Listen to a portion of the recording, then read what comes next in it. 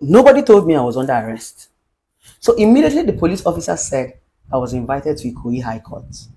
I already knew it was the case, but I didn't know what the case was about. Because immediately he said Ikoyi, the belief ringed in my head that that letter was coming from Ikoyi High Court. If you noticed, I followed the police officers quietly. This woman was making videos of me, calling me names, insulting me, prostitute, that shower, husband, snatch, that dirty. There was nothing she did not say in public. She defamed me, but I refused to say a word. She and her mother was raining insult on me. The police officers were even telling them, it's okay, it's okay, stop insulting her, stop videoing her. She was making videos of me. I was telling this woman, stop videoing me. You are breaching my fundamental human right. Because nothing stopped me from also bringing my own camera. Nothing stopped me from also doing my own drama. But because I understand the law, I respected myself and walked in straight into the police van, just like the video you guys saw, why she made video. Have you ever wondered why she muted the voice of that video? That video doesn't have a sound. You guys just saw me walking into police van.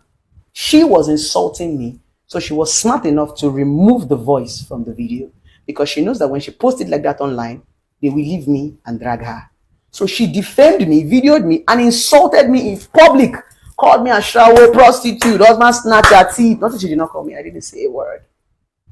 The police drove me peacefully to Ikoyi High Court. When I got to Ikoyi High Court, they handed me over the seat. A prosecutor came and said, I'm so and so person, this is the allegation. I read it. And I'm like, I'm just seeing this for the first time. They refused me to call my lawyer. They collected my phones. I refused. I said I must speak to my lawyer. How can people just come and jack me and bring me to court? This is the first time I'm seeing this case.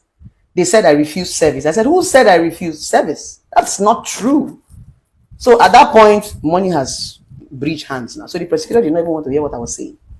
The next thing, they forced me. I had to use my personal assistant phone to call my lawyer. My lawyer now told me that he's in court. Let him call other lawyers. They hijacked me to court with no lawyer. The registrar read the charges. And I said, I am not guilty. The next thing the prosecutor said, Blessing CEO should be remanded in KIRIKIRI for 2 months. It shocked me. It shocked me. I see they do my eye like this. I say, what did I do? It was still like a joke to me because I didn't understand. The judge agreed to it. And I said, fine. What would I do? My lawyers are not here. My lawyer said I should be patient. It's a bailable offense. I will get bail. So I was patient. I was just watching the woman. The woman still came to Ikoyi High Court to constitute nuisance. She still came to Ikoyi High Court to insult me and to brag. Blessing, she did tell you, so I go put you inside prison. She did, I don't do it. Power pass power. Really? Yeah. See, complain and don't turn to threat of life. Oh, this woman kept threatening me and saying I showed I was going to show you pepper. I told you I would take it to Ikoyi. I told you I would take it to KIRIKIRI. I told you I would lock you up. She was bragging. I didn't say a word. It was my manager that noticed that she was videoing me. You know when somebody's videoing and she didn't put the camera to my face because she wouldn't dare. She put it down. So my lawyer warned her.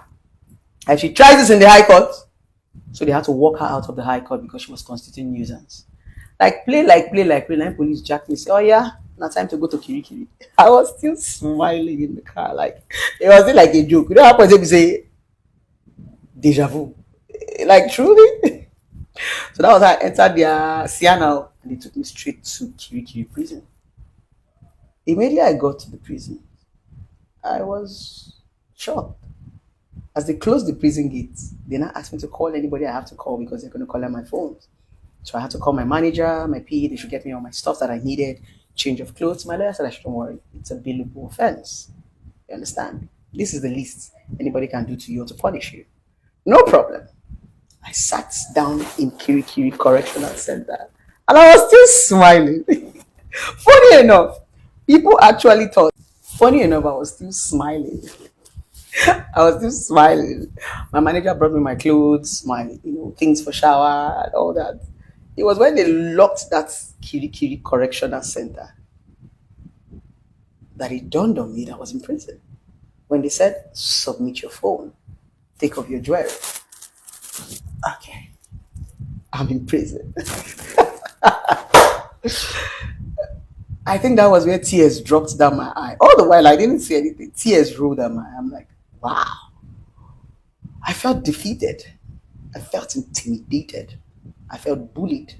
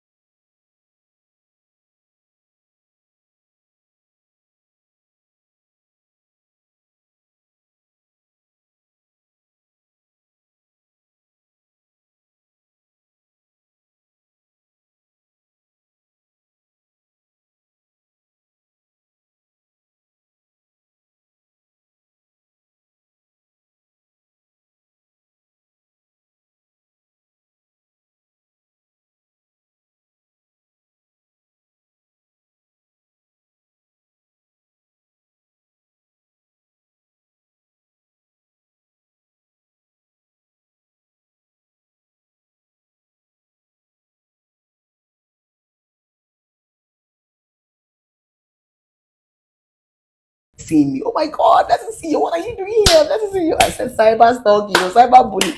I had fans. Oh my God, I love you guys. Wherever you guys are, Kirikiri, don't worry. For those of you who I'm coming through for most of you, okay? Like I said, everybody in prison are not criminals. Some people are victim of circumstances, businesses go wrong, one thing, one thing. If person one wicked, you know for Nigeria. Now police, and they use the wicked person. Yes, because police will throw you inside prison before hearing from you. They will throw you inside cell before hearing from you. They will break the law before you get to court. You know they will put you in prison before court will not give you bail and hear you. Court doesn't give you bail. Court have not heard you. Police will first put you in prison. You'll be chilling in prison. They remand you first before court will now hear you. And the most annoying part about this country is that they don't have compensation for those that they have bullied. If it's outside the country now, this suffer where I suffer. If I win the case, they will give me huge amount of money. But for Nigeria, you go suffer for nothing. So it's like these people now use the police to bully individuals. Once they just, pass, money through the back. That was what transpired between me and this woman. It was just money that was passed through the back, not what I did or what I said.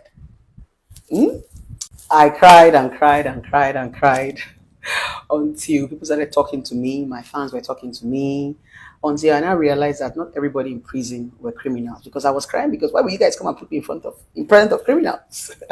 And they were like, no. When people began to tell me their stories, I saw different personalities, huge personalities. Inside personalities way big past me, I see them for inside prison. And when they began to share their story, it was circumstances. Anything can bring you to Kirikiri. It doesn't mean you did something. So there was this lady that came and told me, "Blessing, see you. I listened to you a lot while I was outside. You were my strength." I said, "Thank you." I said, "It's now time for us to encourage you. See KIRIKIRI as a boarding school. See that gate as the boarding gate that has been closed. But because they're going to give you bail, see it like, I did boarding school and I go single meet and break.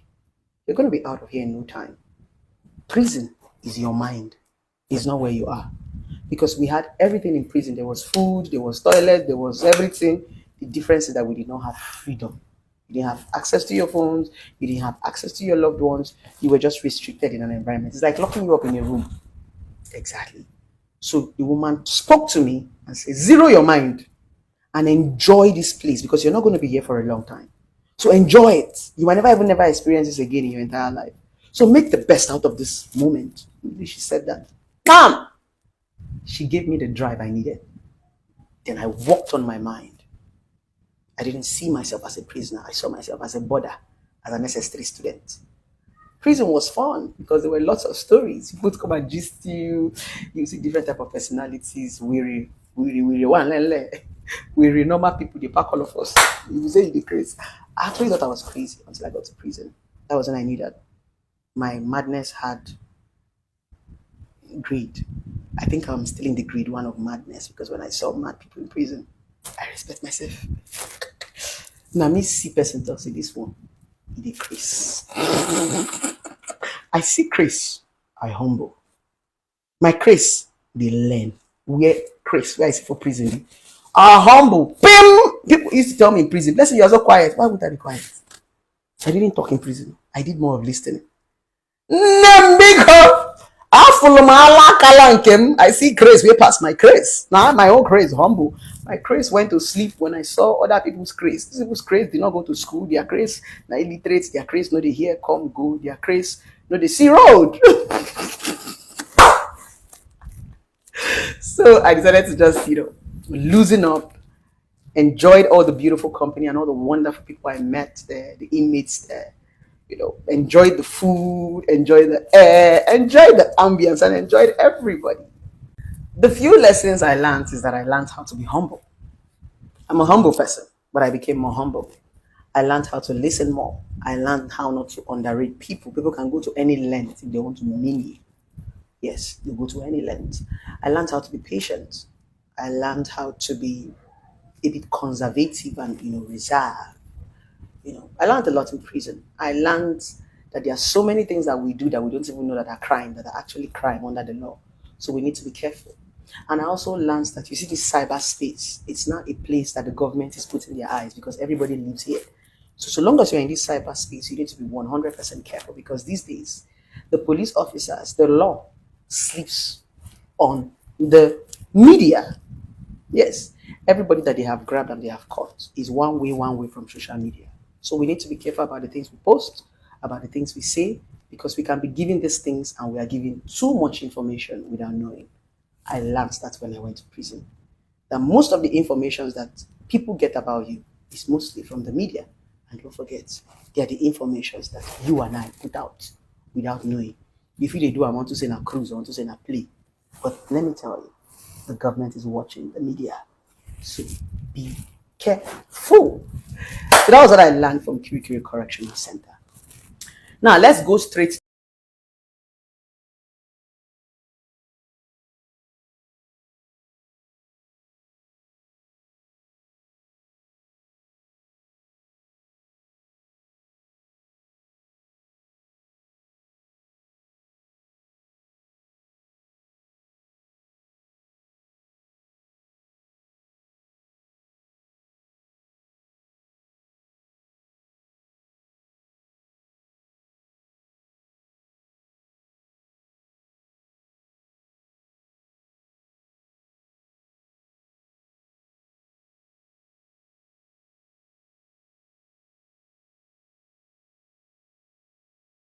million naira bill sum.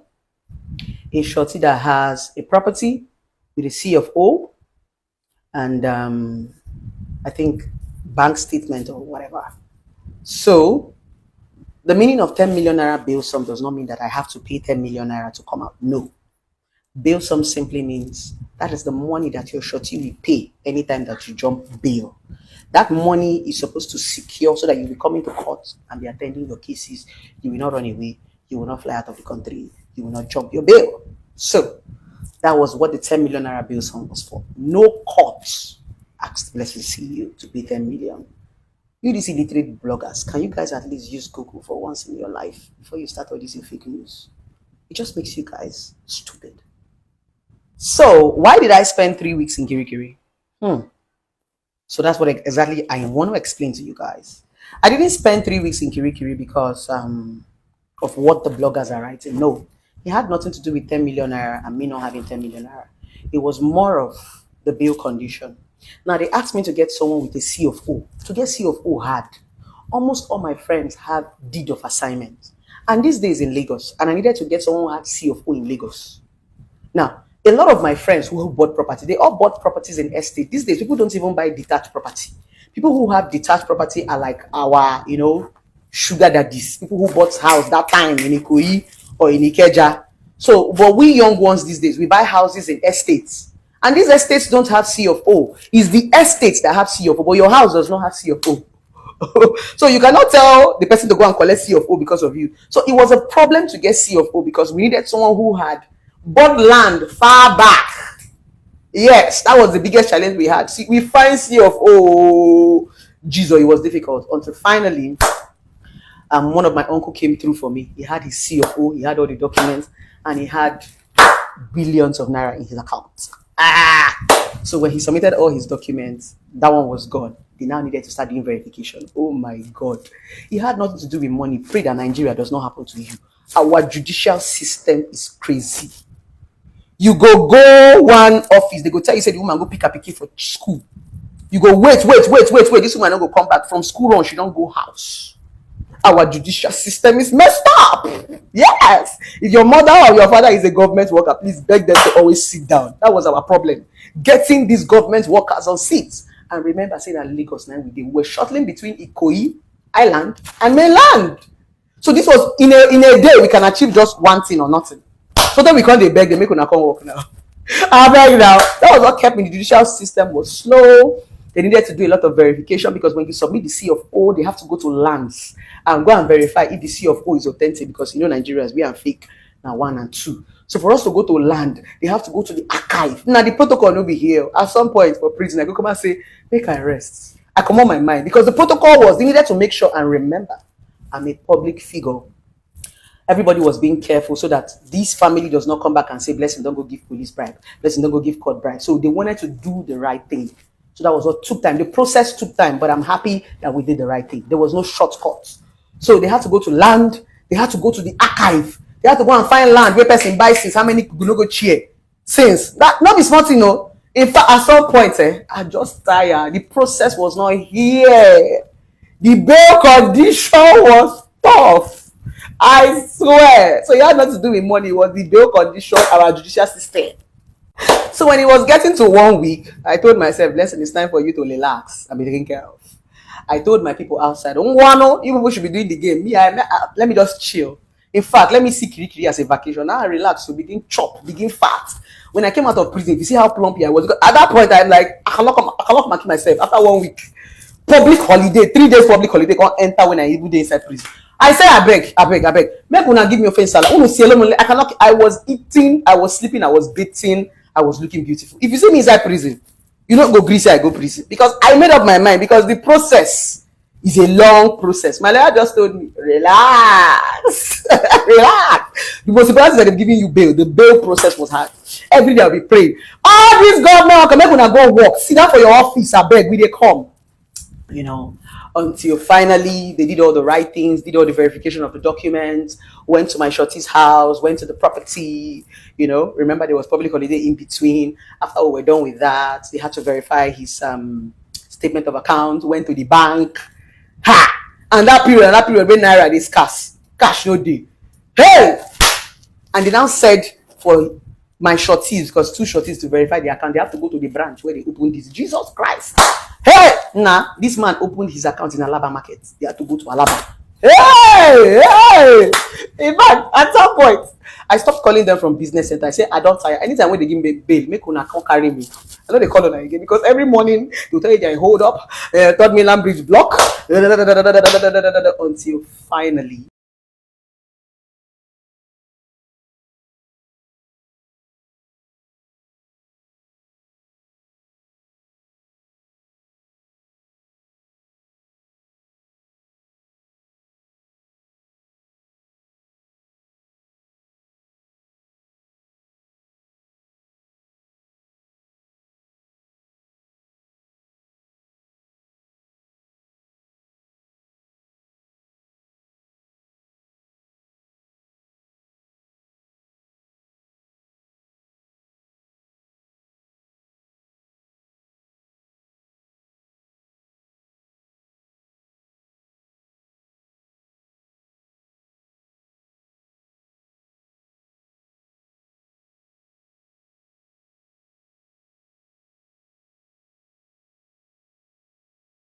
The noise. For real life, they showed me love.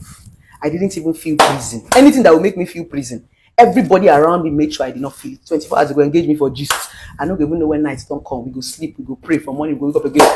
My friends go tell me, I'm going to go chop, we go do swallow. You know, it was just sleep and fun. If I was bored, they'll say, I'm going to go live, we'll go read. There's even gym in Kirikiri. Yes, there's football field, everything there inside there. Anything you want to do. I cried. In fact, I had bonded with so many people there.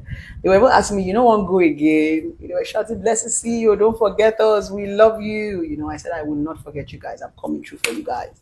So they took me to the court where I had to sign. And like I said, for those people who have known me, I've always wanted to go to prison to do charity work. I swear to God, because charity work for me cuts in deep. A lot of people have done widow, single moms. Nobody have really touched prison. But you know, when I remember Apapa, because Kirikiri is in Apapa, and that's the only female prison, Apapa, I go say, whoa, hey, whoa, hey, whoa. So God has a reason for taking me there. That place I refuse to go and do charity. He has taken me there by force to go and feel the pain that a lot of innocent people are feeling. A lot of people in prison are innocent. They did not do anything. Some people actually take them to prison just to punish them, or to show might, or to show power. So don't worry, lovers. For those of you there, I'm coming. I'm gathering something. I'm bringing teams of lawyers to be able to help those of you who don't have a voice, who don't have people to help them. Me, I was in prison. I had up to 3 lawyers running around for me. I had my PA, I had people making calls. They fly up and down. There was money to do the right things that were supposed to be done, to pay the transport fare that was supposed to be paid. What about people that didn't have anybody? People that didn't have anybody. People that didn't have anybody. That didn't even have anybody that had CFO. Me, I had somebody that came through for me. If it was deed of assignment, I would have had more than 25 properties, because almost all my friends get house for Lagos. You understand? But now, CFO, that's the essence of once in a while. You have to have sugar daddy. Sugar daddy does not mean that you'll be sleeping with him, but you have to have all these old friends. You get why? You get why? And when you get problem, at least you go to say there's a reason for having old people as friends. They get used. C of O. Now they get them. I hope you learned something from this video. I had to set the narrative straight because a lot of people have been saying, let's speak. We want to hear your prison experience. We want to hear this. We want to hear that. That narrative that was passed on the internet was just a defamation of character, just like the Onye's story. You know, I always tell people, your enemies will always want to believe lies. They know it's lie, but it makes them feel good because misery loves company. When bloggers are lying, people know that bloggers are lying. They just want to enjoy the negativity because at that point, that is who they are. That is what they are going through. A lot of people wish you bad. So they will do anything in their head to make that bad thing come through. So when they hear bad news about you, they are happy because it's like, oh, I talk calm. That day I talk calm, blessing, I talk calm. Yes, it doesn't mean that what they are writing about you, what they are saying about you is true. And when they said they wanted to pass the bill of social media control and all those stuff, we're fighting. But at this point, the bloggers are beginning to bully us and tell horrible lies against us. Celebrities are now the ones that are quiet. Now bloggers, they drag us, they lie. And the annoying part about this, their blogging business is that they lie. If you notice, real journalism, they don't post everything. It's not everything that Lover posts that Instablog will carry. Because Instablog now, they become a reputable journalist as a media house. That if they say nonsense, you can sue them. So before Instablog will post something, they have to be sure. If you notice, Instablog posted about me when it was officially in court. And they took that thing from a newspaper. Because what this woman does is that when she wants, she will make sure that newspaper carries it. She enjoys clouds. She likes it. And I refuse to give her clouds. That was why ever since I came out of KIRIKIRI, I refused to talk about it. I did it intentionally because normally that's what people were expecting so that she would trend. I refused her to trend because immediately she started all this her clout business. She rushed go open business, open boutique, begin sell clothes. One can use me, the seller. As they don't give me the information, so this woman just use you clout. She rushed go open boutique. I say I will never give you clout. And that's the reason why I've been quiet all the while. It's not because I'm scared or anything happened. No, I've been quiet because I don't want her to trend in Jesus' name. So I say let me cool down when the matter don't die. Now I will talk about them. For those of you who are my lovers who want to know exactly what transpired, this is the story. So my next case is on the 30th of May, and that's when the case is going to start. We hope that the case go well. I have good lawyers who are going to stand on my behalf. I didn't defame anybody. I don't defame people. What I do is that I share my opinion. Unfortunately, if my opinion does not go well with you, I'm sorry, but that is just my opinion. Remember, my opinion is not your reality. Because I said something that I feel or the way I see life doesn't mean that that's the truth. That doesn't mean that that's the way it is, right? So it's just an opinion. The way you would drop comments and drag me, it doesn't mean that that's who I am. So you need to get used to opinion, especially when you bring your problem to social media. Because these opinions that I always put my voices in are the things that you bring to social media. I do not go into your personal. I have never in my life gone into people's personal life. I have never come to tell people what somebody told me. Never. I have never defamed anybody or dragged or lied on anybody. I will never do that. I'm not a child. I'm a certified relationship therapist. I only strive on the things that you bring to the media. If you bring it, we will talk about it. Anything you bring public has become a public affair. If you don't want people to talk about your private affair, don't bring your private affair to the public. But so long as it's here in public, we will continue to talk about it. That is not defamation of character. I think a lot of you